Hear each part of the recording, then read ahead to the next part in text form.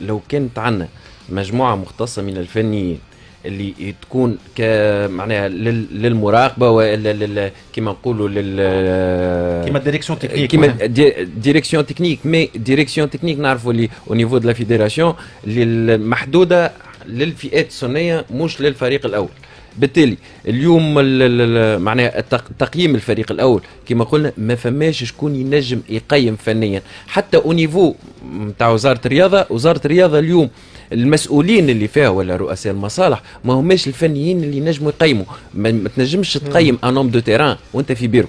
هذه الاولى.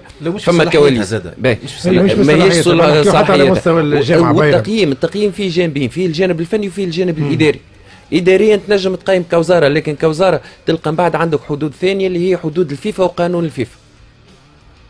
عدم التدخل هذا اذا نتكلم سياسه في الرياضه. هنا نتكلموا اداريا. اذا باش نتكلموا فنيا اليوم شكون المخول باش يقيم المدرب ولا الناخب الوطني ولا الاطار الفني الوطني في اختياراته ولا في طريقه لعبه ولا في معناها حتى في توظيف اللاعبين.